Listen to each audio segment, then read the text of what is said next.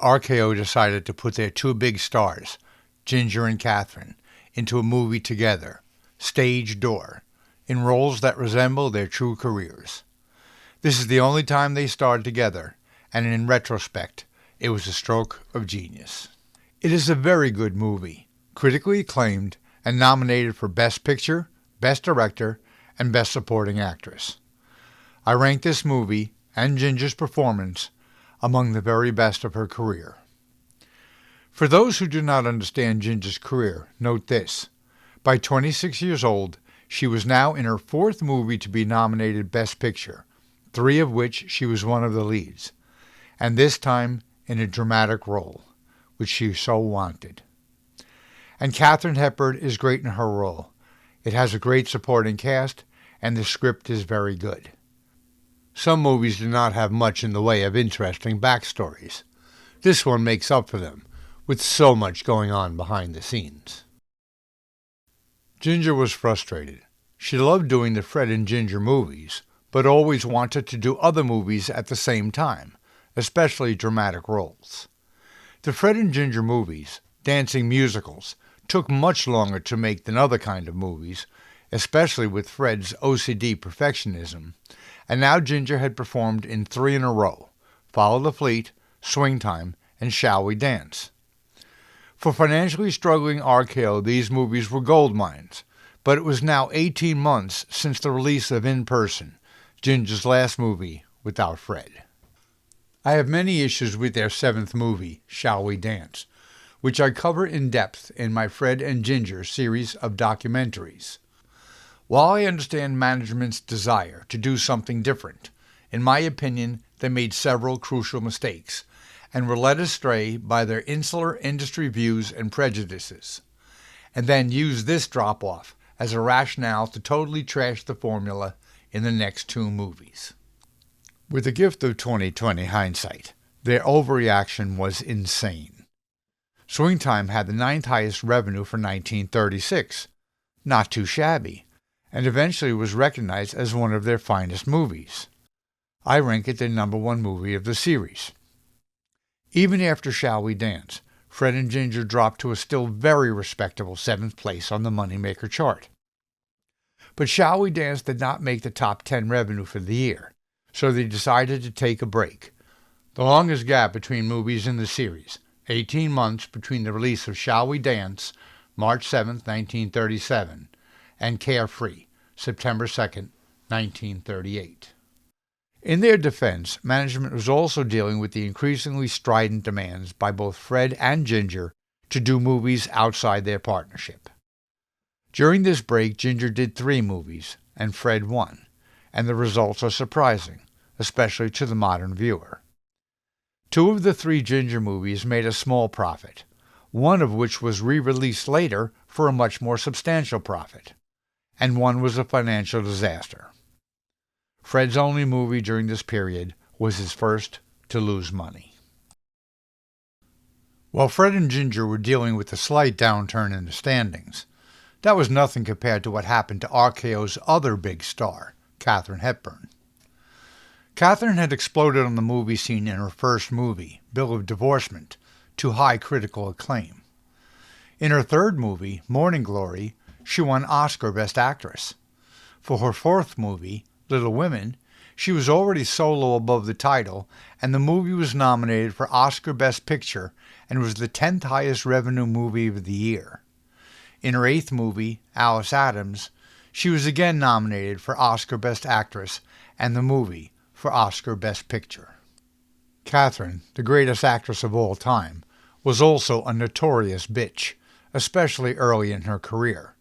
So much so it almost ruined her career, and arguably, inevitably, cost her a Best Actress Oscar. Don't take my word for it. In her unusual and entertaining bio, where she is alternatively self-depreciating and arrogant, Katharine herself admits how poorly she treated people, expressing some regret. At this time, though, young Katharine liked to be difficult, outrageous, and burned a lot of bridges. You don't antagonize the critics. I have seen some horrendous comments back then about Hepburn in the gossip columns. Just as quickly, her career crashed with a series of flops. Her 4 movies between Alice Adams and Stage Door were all big money losers. I've not seen any of these movies yet, and I would not be surprised if one or more were actually very good. After all, this is Katharine Hepburn. Some of the critical reviews were quite positive. But at this time, for whatever reason, the public was not interested in her movies. Sometimes how a movie performs at the box office has absolutely nothing to do with how good it actually is. Both The Wizard of Oz and It's a Wonderful Life lost money when they were released.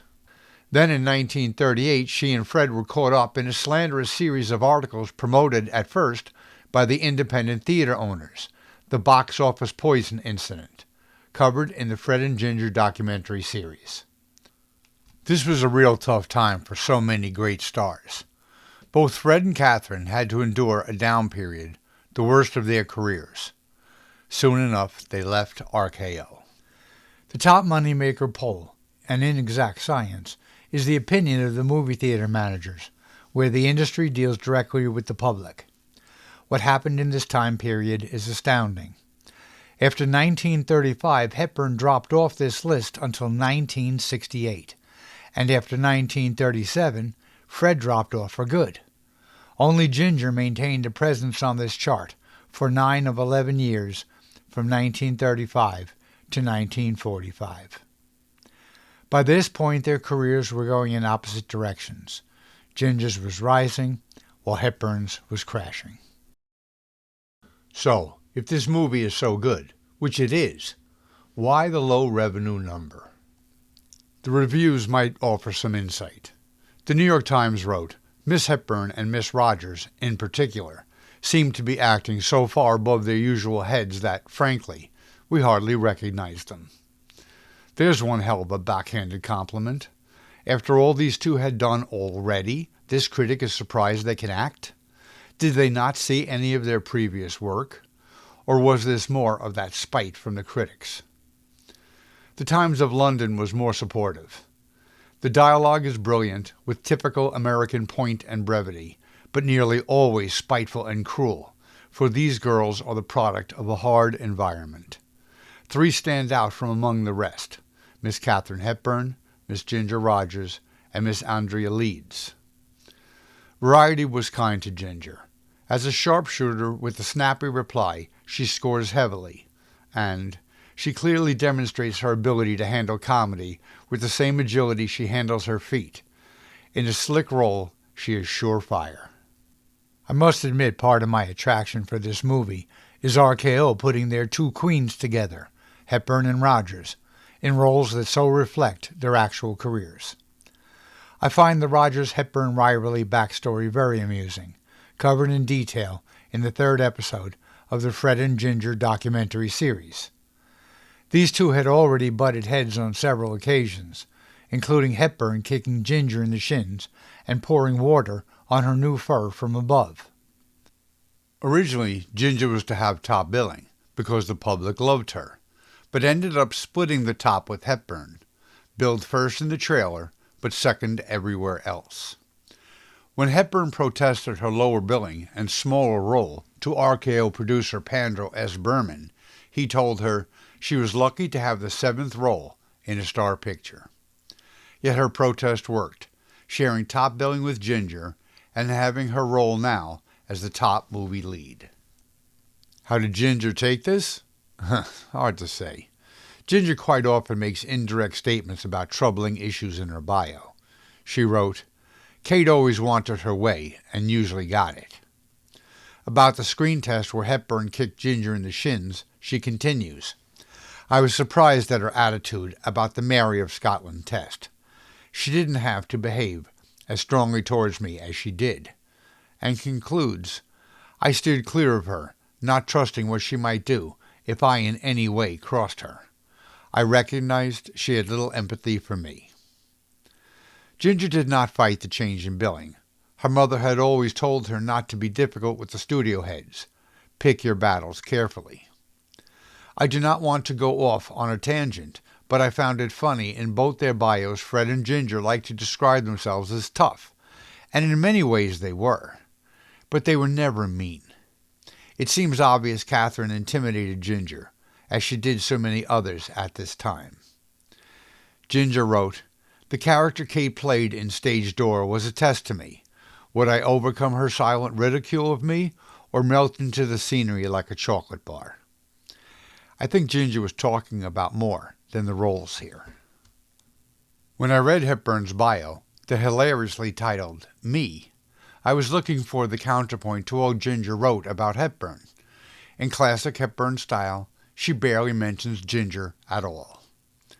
About making Stage Door, Hepburn wrote, "I had no idea until much later that in the first preview Ginger Rogers was billed over me. I don't even think that Ginger knew.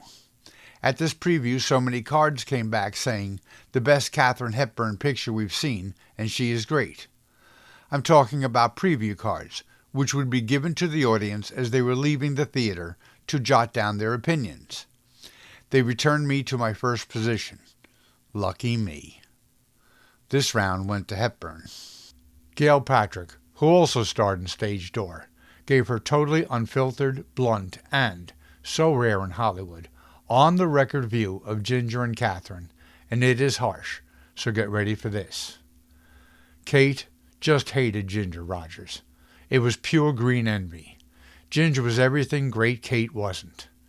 The crews loved Ginger and hated Kate for the air she put on, and Ginger at the time was a bigger box office star than Kate. And can I add a better natural actress? I mean, she had no training, but she was so wonderful. I do a scene with Ginge. In the picture we hated one another, as my character was Adolphe Menjou's mistress, and then we tried another way. With great Kate, every take was the same. She never took direction, and she walked around with that haughty air. Or maybe she was just a method actress, and that's the way her character was supposed to be. But at the end of the day, there was only one Oscar acting nomination, to Andrea Leeds, and boy was great Kate ticked off.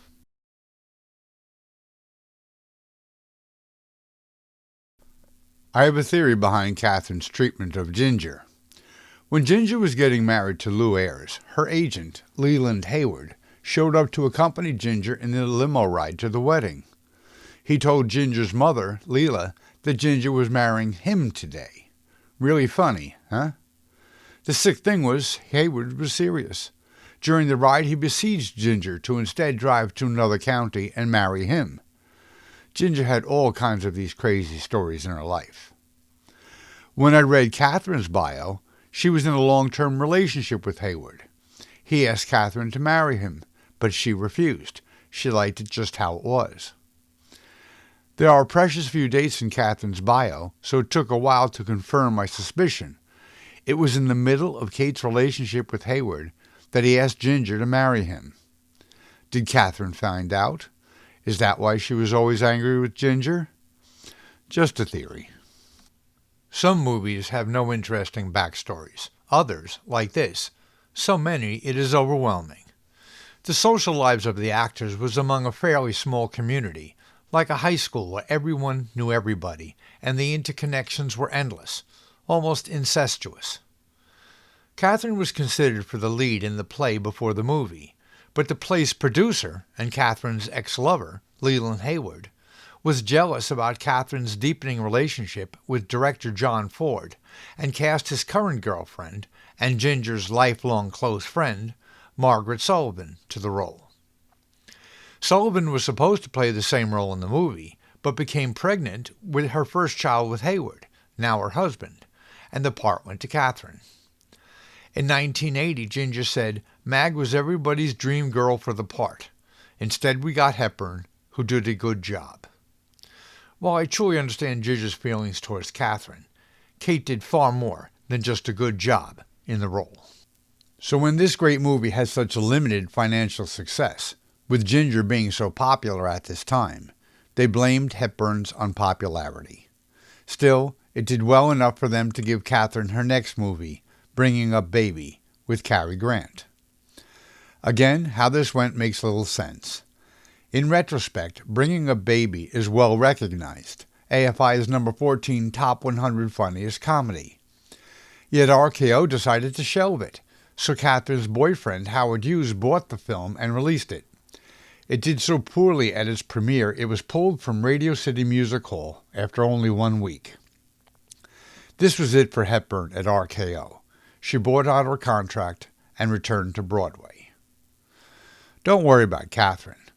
I have said much about Ginger's clever handling of her career, and here Katharine did the same, and in 1940 she was back on top with another Oscar Best Actress nomination for The Philadelphia Story. You see, Katharine had to. In the same year, Ginger was also nominated for Best Actress for Kitty Foyle. The rivalry had to continue. Ginger won the Oscar, and this round. Hard to figure these two out. I almost fell down when I read later on Katharine frequently came over to Ginger's place to play tennis. Have to give Katharine credit for this. While she was a good athlete, golf was her game, and Ginger was arguably the best tennis player in all of Hollywood, playing in the U.S. Open when she was 37 years old, when most were retiring. I assume Katharine lost most of the time.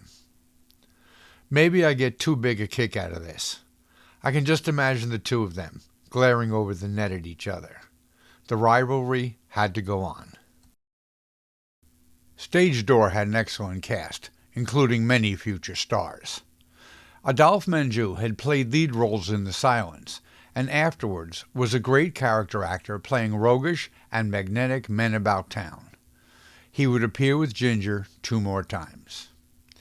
Gail Patrick, who plays another Ginger nemesis, had a fascinating career and was one very accomplished woman. Actress, lawyer, TV show producer, philanthropist, and so much more. Andrea Leeds had a short but successful movie career, playing roles with her trademark gentleness, grace, and humanity. After this, she advanced to lead roles, but retired in 1940 to raise a family. I know I do not need to explain the great Lucille Ball to the older crowd, but for you youngsters out there, she was huge in television, not only producing and starring in the hugely successful I Love Lucy, still loved today, but also producing several other hit shows by her production company with her husband, Desilu Productions. This was one smart cookie, but she actually struggled early in her career with lack of confidence and was taken under the wing of Ginger's mother, Leela, who was in charge of an acting school for RKO. In her bio, Ball gushes about Leela, who saved her career multiple times. So Leela was heavily responsible for the careers of both one of the greatest actresses in movie history and the greatest TV actress of all time. Leela was an amazing woman in her own right. When I say she took Lucy under her wing, Lucy was protected by a force of nature. According to Lucy, RKO head Pandora S. Berman said Leela charged about the set like a mother rhinoceros, protecting her young. RKO canned her favorite student, Lucy, so Leela stormed into the studio headquarters and confronted the latest new head of RKO. Very well, if Lucille goes, I go. She's the best student I got. I'll take her to another studio and manage her like I do Ginger. It was all a big mistake, they said the next day. Lucy's contract was supposed to be renewed. There are more stories about this amazing woman in the documentary series. There was one event in Lucy's life I find amazing. So RKO went to dump Lucy several times. In 1957, Desilu Productions bought the RKO lot. Imagine that. Lucy had to have loved the irony of it all. Stage Door was the breakout role for Eve Arden, playing a wisecracking, fast-talking friend to the lead, and Eve would make a successful career as a character actress with these kind of roles.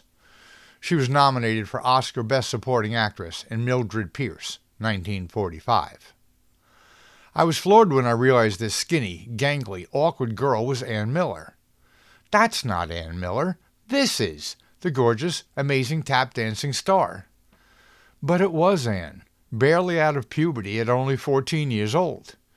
She had to support her handicapped single mom, so she got a fake birth certificate and lied her way into a great role as Ginger's dancing partner in an Oscar Best Picture nominated movie. Anne never got the leads in any movies, but she still had an excellent career, including great dance scenes in Easter Parade, Shaking the Blues Away, Drive-In's number 92 Top 100 Movie Dances, and the great Too Darn Hot from Kiss Me Kate, number 35. In Stage Door, Constance Collier plays an elderly actress, once huge on the stage, now reduced to giving voice and acting lessons, and coaches Hepburn. Collier was the role she played. She had been huge in London and on Broadway, started in The Silence in 1916, and appeared in 29 movies through 1950. She was a voice and drama coach since the late 1920s. Her students included Katharine Hepburn, Audrey Hepburn, Vivien Leigh, and Marilyn Monroe. She maintained a friendship with Katharine Hepburn for the rest of her life. Gregory LaCava was nominated for Best Director for Stage Door, and had been nominated the previous year for My Man Godfrey. An alcoholic whose career was eventually ruined because of it, he was W.C. Fields' drinking buddy. He was often drunk on the set, and Ginger said his alcoholism didn't affect his competence, and continued, as a person, he was kind and loving. As a director, he was masterful. He would direct Ginger in 2 more movies. Mostly a comedic director, it is said LaCava believed that a script exists only to be ignored. For this movie, he and others listened to the off-screen conversations of the young stars of the movie and incorporated that into the script. Ginger wrote, "That's one of the reasons Stage Door remains so fresh and snappy, and why the dialogue rings so true." Screenwriter George S. Kaufman was upset and said the movie should be renamed Screen Door. Eve Arden had befriended a cat at the studio, so LaCava included the cat with Arden's scenes in the movie, helping her stand out.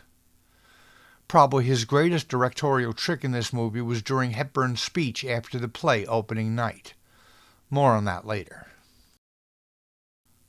This film is an early feminist film, portraying how rich and powerful men can use and abuse young women, the kind of drama Ginger always wanted to be in. I had one impression on the first viewing, and another, broader understanding on the second, what I consider common in many great movies that subtly but powerfully tell a story. More on that at the end. This movie has so many great scenes I cannot show them all here in one video, so after this I will create a series of videos where I can cover those scenes in depth. The movie is about the tenants of the Footlight Club, a ladies' theatrical boarding house.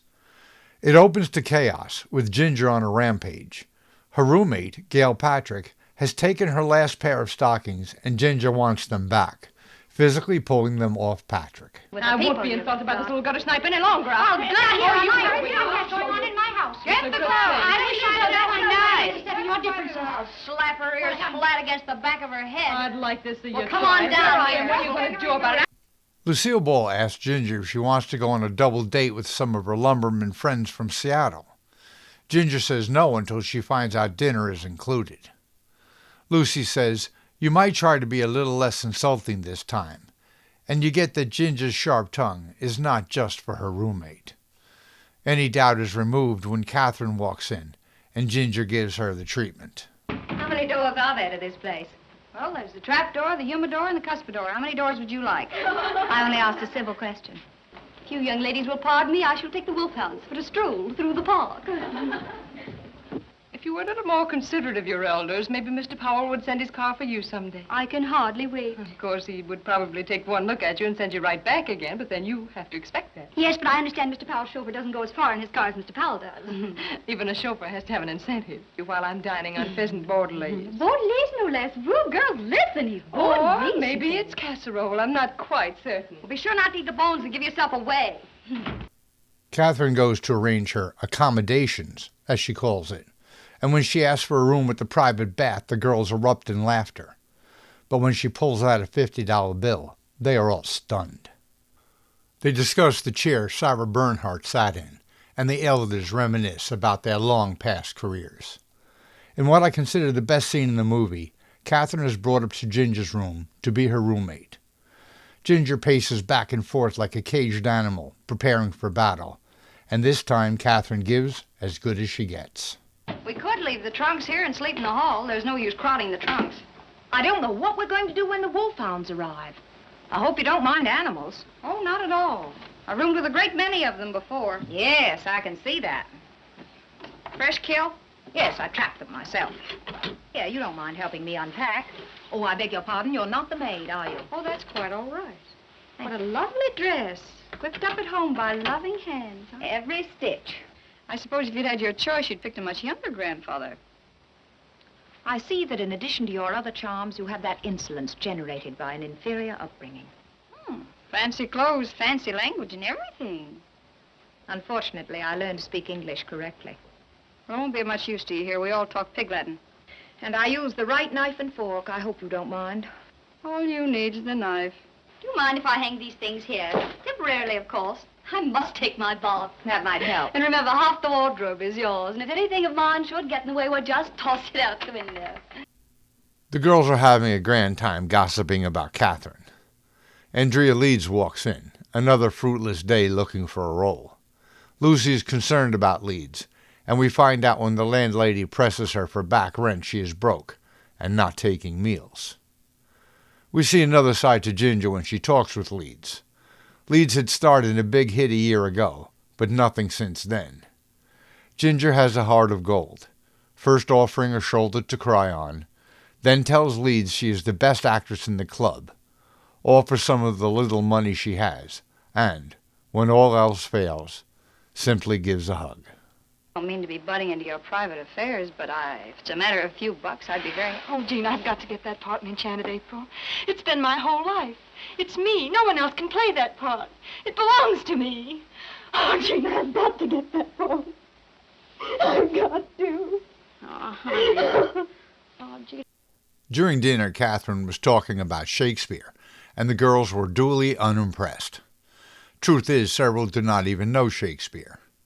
Constance Collier, an elderly actress who had been a star in the past, defends Katharine and the importance of the classics.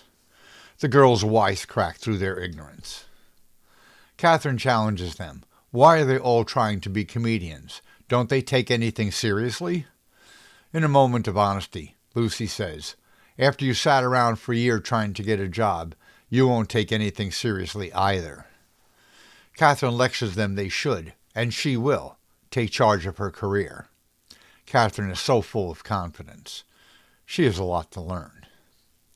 Lucy's lumberjack friends show up, and Ginger starts wisecracking immediately. Jack Carson, who appears in several other movies with Ginger, including eventually co-starring with her in The Grumore Spurs, 1951, has a small role as Ginger's lumberjack date, and shakes her hand way too hard, so you get what Ginger has issues with. Lucy is not happy when Ginger lets go with another round of insulting wisecracks. Ginger staggers in, limping from her date. The roommates finally break the ice. Well, did you ever dance with one of those Seattle Romeos? Only jump on you, but they bore you to death. Another 1,000 years or so, the whole state will be practically bald. What am I telling you all this for? Oh, why not? We're going to share the same room. Why not share our troubles? Started off on the wrong foot. Let's stay that way. Don't those blinking lights keep you awake? Yeah, well, if you lie there and try to outblink them. We usually use these. What do I do with this? Put it over my eyes? No, you swallow it with a glass of water. Besides, I've always longed to live in an atmosphere like this. I bet you haven't seen atmosphere. Wait till about 5 o'clock in the morning when those garbage trucks start around. Say, am I getting good or are you getting weak? No, that just struck me as funny. You wouldn't sell out for a wardrobe. Oh, it's all right for you to talk. You've got yours. Linda isn't doing so bad either. Linda? Oh, the other girl you fight with. Yeah, one of them. I don't know. Maybe you two girls have got the right idea. What idea is that? Stop kidding. Oh, you mean having a grandfather? Well, call him whatever you like. Ginger and her dance partner Miller are practicing when Manju walks in. He is Patrick's lover, but he's in search of a new angel and spots Ginger doing a little dance routine. Ginger wisecracks, and then runs away. Look who's giving us the once-over. Where? Over there. Who is it? Nobody but Anthony Powell. So that's Linda's soulmate. You girls rehearsing for a musical? No, we're just getting over the DTs. Nice routine you've got there. I hear yours isn't so bad either. Well, we haven't come to the best part of it yet. Miller stays behind and gives Manju enough info to continue the chase. Back at the club, Ginger turns down another date with Lucy's lumberjacks, and then Miller complains they had a great opportunity meeting Manju, and Ginger ran away. Ginger says she did not like how Manju was looking at her. Ginger rags Patrick about her new fur coat and mentions she met Manju. Ginger gets a call and grabs Miller. They got a job at the Club Grotto, where Miller told Manju they hoped to perform. Now we get to see the better side of Katharine. Leeds' character seems to bring out the best in both of them. Leeds tries to explain the girls to Katharine, their hopes and fears, and then Katharine compliments Leeds on that show she appeared in a year ago. The maid sneaks Leeds a meal, and Katharine realizes Leeds' dire situation. Katharine meets with her father, and he is unhappy with her career choice. Katharine says, "If I thought that I couldn't achieve anything by myself without the aid of the family millions, I would feel like a pretty sorry specimen." Her father asks her she will come home if she fails, and Katharine says yes. Ginger and Miller get to perform at Club Grotto, and now they find out why. Manju and Patrick have a date, presumably, at the club. But when Manju declares he is interested in a new act, Patrick knows exactly what this manipulative creep is up to. Patrick is no fool, knows how to play her part. She is taken aback, though, when she sees the new act as Ginger, as is Ginger in seeing Patrick sitting there.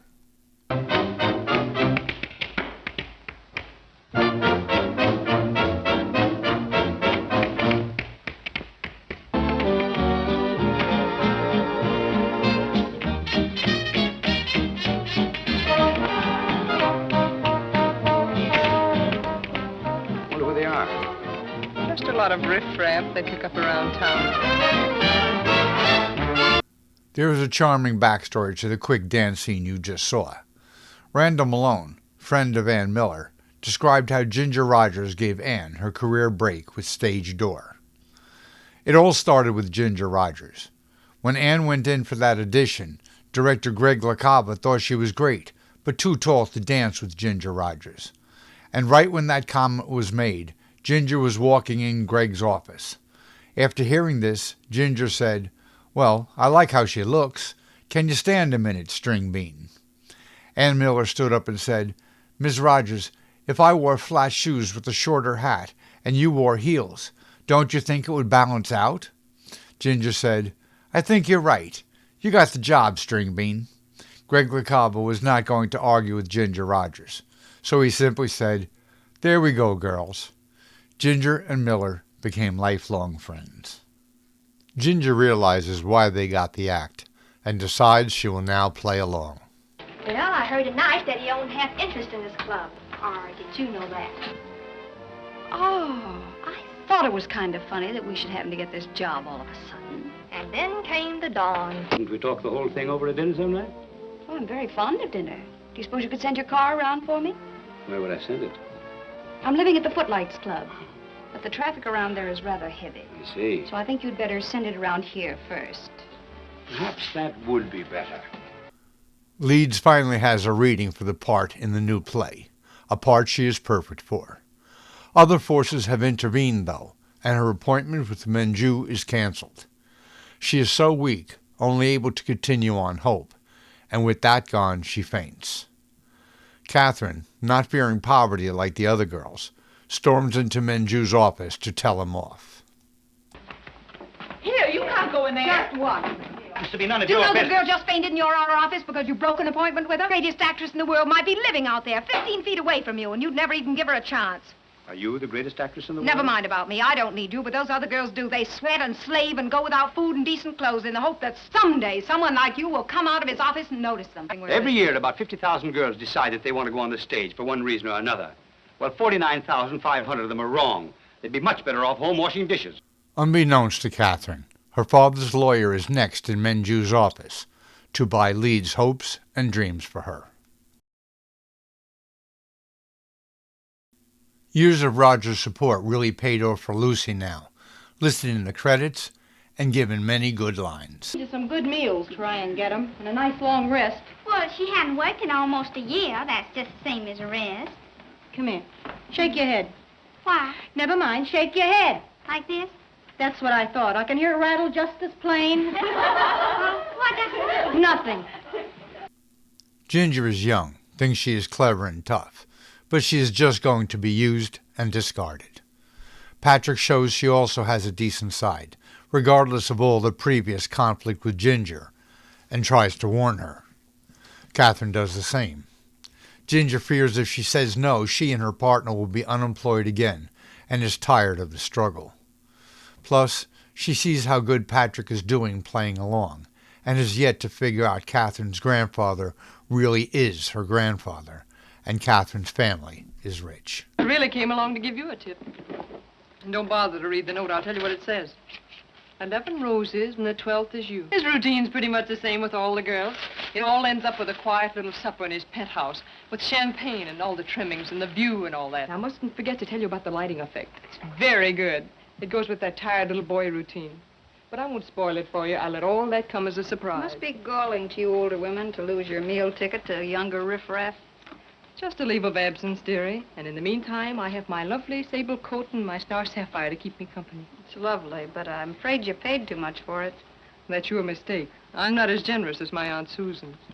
Didn't mean to eavesdrop, but I couldn't help overhearing. You're not really running around with that man Powell, are you? Why not? Well, why play with fire just to spite Linda? I can take care of myself. If I don't go out with him, I'll probably lose my job, and so will Ann, and I'll be right back where I started. Ginger was trying on one of Katharine's fancy clothing, and now Kate allows Ginger to wear it out. An act of kindness, or sympathy, or just lessening Menju's allure. Well, don't think I intended to borrow it or anything. I just wanted to see how I'd feel in one of these things. Do you feel very different? I'll say. Well, why don't you wear it? Do you mean it? You're funny. In some ways, you're not such a bad egg. As eggs go, I probably have my points.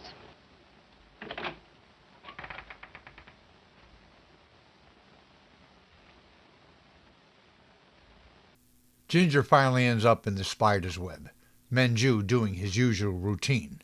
But Ginger is so nervous she gets totally drunk and then has a crying jag, and Menju sends her home. What happened? Well, isn't that more restful? I thought something blew out. It does improve the view, doesn't it?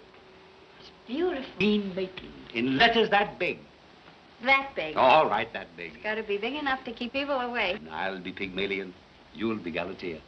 Sounds like a fairy story. Million was a sculptor who carved the statue of a woman out of marble. And the statue was so beautiful that he fell in love with it. And his love was so deep and tender and true that it warmed the statue into life. And they lived happily ever afterwards. Did they get married?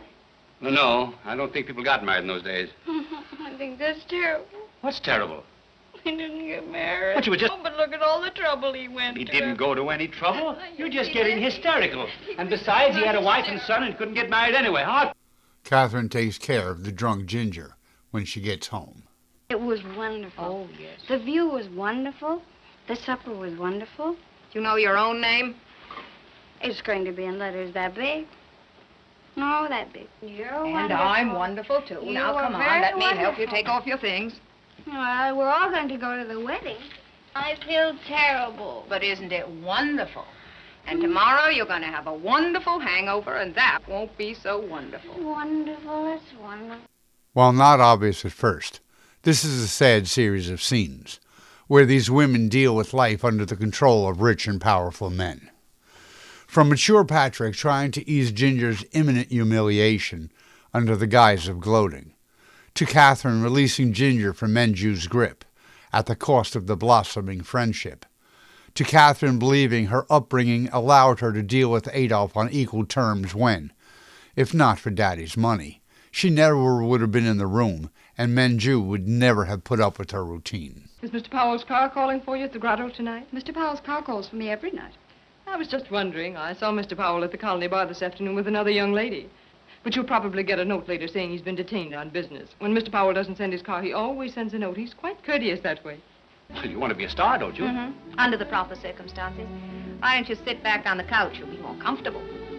So's Jean Maitland. What's she got to Are do you with in it? love with her? No. I thought so. She's just a little girl in whom I took an interest. Oh. I'm really tremendously flattered, but how do you know that I can act? Because I know. How do you know? You've never seen me on the stage. And how do you know that? Because I've never been on the stage. Thanks to Patrick's warning, Ginger knows something is wrong and storms into Menju's apartment. Seizing the opportunity, Katharine throws herself on the floor as if she and Menju had been being romantic. Yes, you better hide your face, you double-dealing, double-crossing... Darling, I didn't know what I was doing. Well, you can take your old Red Fox cape. I'll never borrow another thing again from you as long as I live. And don't try to borrow anything from me. Well, for several reasons. In the first place, I like her. You mean you jeopardize your own reputation? Anyhow, I wanted to show you that I can act. You, my friend, you have just broken up a very, very convenient marriage. I think that we understand each other. The girls give Leeds a surprise birthday party, and of course she wishes for that part in the play. Then Collier walks in and announces Katharine has gotten the role. Usually a cause for celebration, Leeds is devastated, but holds no grudge against Katharine. Rehearsals for the play start, and it is a disaster. Katharine's acting is wooden, she takes no direction, and argues with everyone about everything. Finally, Menju screams at her to do as she is told. He offers her father's lawyer to again buy out the contract, saying the play will be a disaster, and the lawyer smiles. This is exactly what her father wants. There is an inside joke in this scene, Katharine allowing herself to be the object of the joke, but most would not recognize it now. The famous line, "The calla lilies are in bloom again," is from the play The Lake, which Katharine performed on Broadway, and of which the critic Dorothy Parker sarcastically wrote that Katharine ran the gamut of emotions from A to B. The calla lilies are in bloom again. Such a strange flower, suitable to any occasion. I carried them on my wedding day, and now I place them here in memory of something that has died. It's opening night, and the girls are getting ready to go see it. Leeds gets out of her sickbed to wish Katharine good luck. I want to give you this. A girl gave it to me last year on my opening night, and it brought me luck. Darling, you're sweet. I wish you were going to be there to hold my hand. I'll be there, in spirit. After Katharine leaves, Leeds goes up the stairs, hallucinating to previous applause, and jumps to her death. Devastated, Ginger blames Katharine for Leeds' death. Katharine is also devastated. Leeds was sweet to all. For all of them, it must go on, because Leeds wished for this. He is responsible. It was Kay's part. It was Kay's life. But now it's too late. Kay is dead. I'm going to go sit out front because Kay asked me to be there. Kay, who's lying in a morgue all broken and alone. I dare you to go on tonight. I'm not going on You've tonight. got to go on. Why didn't someone tell me? I'd have given up 1,000 parts rather than have this happen. Each one of them has the right to demand that you give as good a performance as you can. That's the tradition of the theater. No! Well, then think of Kay. Are you going to let her down? You've got to give the performance she wanted you to give. Then perhaps wherever she is, you may bring her peace. The calla lilies are in bloom again. Such a strange flower, suitable to any occasion. I carried them on my wedding day, and now I place them here in memory of something that has died. Why are we always so helpful to each other when it's no longer any use? My darling. Say goodbye. And one should always listen closely when people say goodbye. Because sometimes they're really saying farewell. The play is a hit, but Katharine is so overwhelmed she cannot even get off the floor. Pushed to give her stage speech afterwards, She gives one they could hardly expect or even understand. But the ladies of the Footlight Club understand. Now to director LaCava's clever trick in filming this scene. The climactic stage speech was filmed on a closed set. Later, the rest of the cast was brought in and filmed as they heard the speech. Many of them broke down. I guess this movie was all too real for all of them. I suppose that I should thank you on behalf of the company. And I know that I'm grateful to you for your applause. But I must tell you that I don't deserve it. I'm not responsible for what happened on this stage tonight. The person you should be applauding died a few hours ago. A young and brilliant actress who could no longer find a spot in the theater. And it was for her more than for anyone else that I was able to go on. And I hope that wherever she is, she knows and understands and forgives.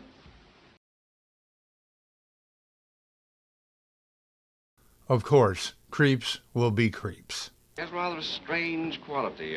Reminds me very much of that girl you brought out last year. Yes, what was her name? Oh, Hamilton, yeah. Yes, it's Kate Hamilton. Whatever happened to her? Well, she's still around. These two face off again, far different than the last time.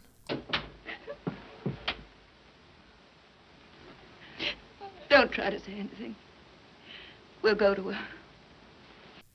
Katharine is supposed to do all the opening night activities, but Katharine and Ginger walk out.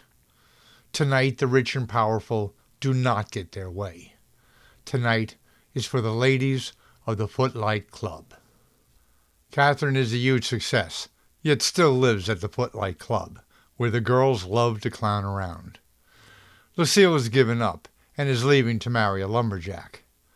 Right after, a new girl walks in. Katharine and Ginger are close now. It ends where it began, with the endless racket.